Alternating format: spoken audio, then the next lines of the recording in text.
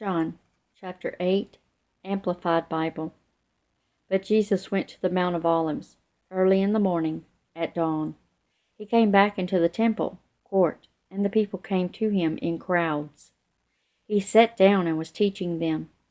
When the scribes and Pharisees brought a woman who had been caught in adultery, they made her stand in the middle of the court and put the case before him. "Teacher," they said, "this woman has been caught in the very act of adultery. Now Moses in the law commanded us that such women, offenders, shall be stoned to death. But what do you say to do with her? What is your sentence?" This they said to test him, hoping they might find a charge on which to accuse him. But Jesus stooped down and wrote on the ground with his finger. However, when they persisted with their question, he raised himself up and said, "Let him who is without sin among you be the first to throw a stone at her." Then he bent down and he went on writing on the ground with his finger. They listened to him, and they began going out, conscience-stricken, one by one, from the oldest down to the last one of them, till Jesus was left alone with the woman, standing there before him in the center of the court. When Jesus raised himself up, he said to her, "Woman, where are your accusers? Has no man condemned you?" She answered, "No one, Lord." And Jesus said, "I do not condemn you either. Go on your way, and from now on, sin no more." Once more Jesus addressed the crowd. He said, "I am the light of the world. He who follows me will not be walking in the dark, but will have the light, which is life." Whereupon the Pharisees told him, "You are testifying on your own behalf. Your testimony is not valid and is worthless." Jesus answered, "Even if I do testify on my own behalf, my testimony is true and reliable and valid, for I know where I came from and where I am going, but you do not know where I come from or where I am going. You set yourselves up to judge according to the flesh, but by what you see. You condemn by external human standards. I do not set myself up to judge or condemn or sentence anyone. Yet even if I do judge, my judgment is true. My decision is right, for I am not alone in making it. But there are two of us, I and the Father who sent me. In your own law, it is written that the testimony, evidence of two persons is reliable and valid. I am one of the two, bearing testimony concerning myself and my Father who sent me. He also testifies about me." Then they said to him, "Where is this Father of yours?" Jesus answered, "You know my Father as little as you know me. If you knew me, you would know my Father also." He said these things in the treasury, while he was teaching in the temple, the court. But no one ventured to arrest him, because his hour had not yet come. Therefore he said again to them, "I am going away, and you will be looking for me, and you will die under the curse of your sin. Where I am going, it is not possible for you to come." At this the Jews began to ask among themselves, "Will he kill himself? Is that why he says, 'Where I am going, it is not possible for you to come'?" He said to them, "You are from below, I am from above. You are of this world, of this earthly order. I am not of this world. That is why I told you that you will die under the curse of your sins. For if you do not believe that I am he who I claim to be, if you do not adhere to, trust in, and rely on me, you will die in your sins." Then they said to him, "Who are you anyway?" Jesus replied, "Why do I even speak to you? I am exactly what I have been telling you from the first. I have much to say about you and to judge and condemn, but he who sent me is true, reliable, and I tell the world only the things that I have heard from him." They did not perceive, no, understand that he was speaking to them about the Father. So Jesus added, When you have lifted up the Son of Man on the cross, you will realize, you will know, you will understand that I am He for whom you look, and that I do nothing of myself, of my own accord, or on my own authority, but I say exactly what my Father has taught me. And He who sent me is ever with me. My Father has not left me alone, for I always do what pleases Him.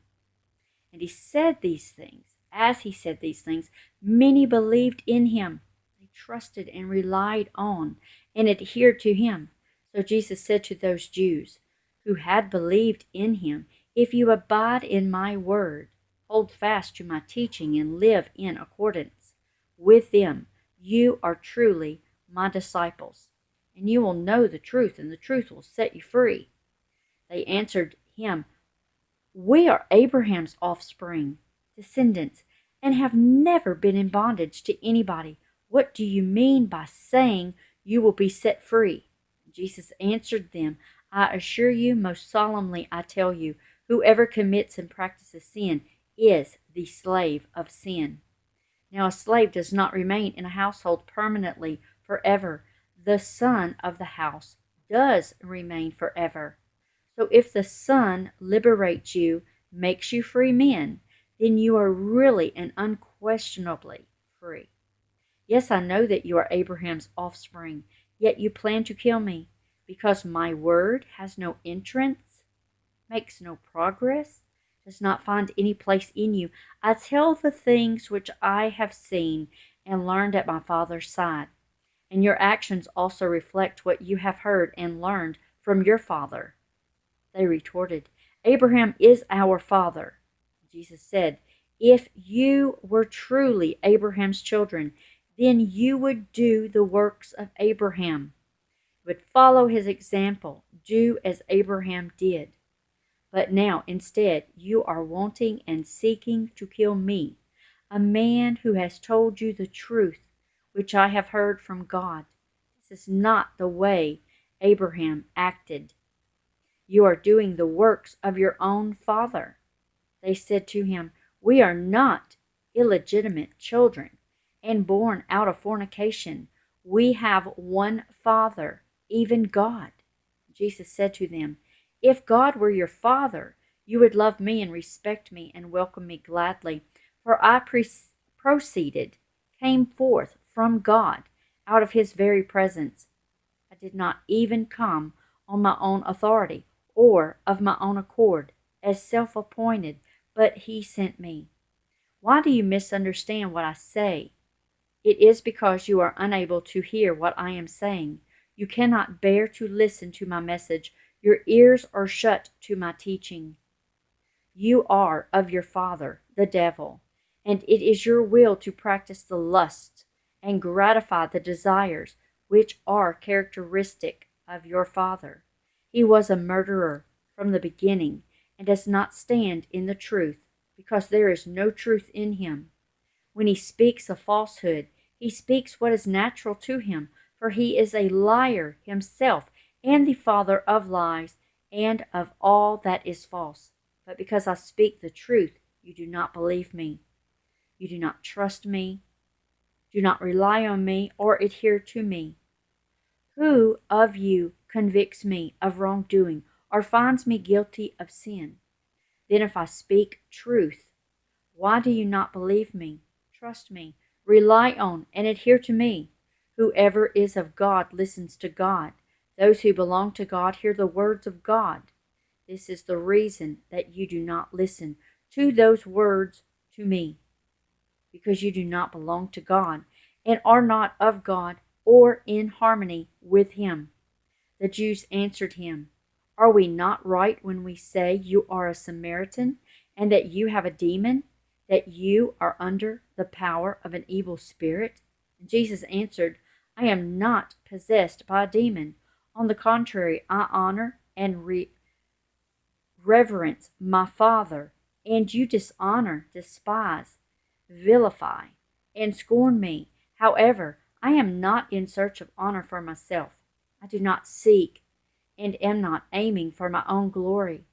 There is one who looks after that, He seeks my glory, and he is the judge. I assure you, most solemnly I tell you, if anyone observes my teaching, lives in accordance with my message, keeps my word, he will by no means ever see and experience death.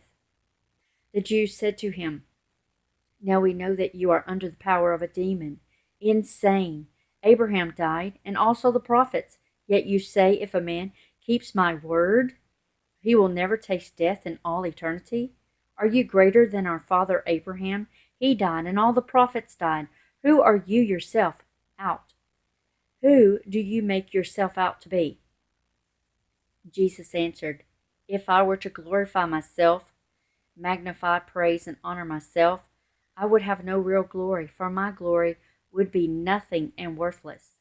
My honor must come to me from my Father. It is my Father who glorifies me, who extols me, magnifies, and praises me, of whom you say that he is your God. Yet you do not know him or recognize him, and are not acquainted with him, but I know him.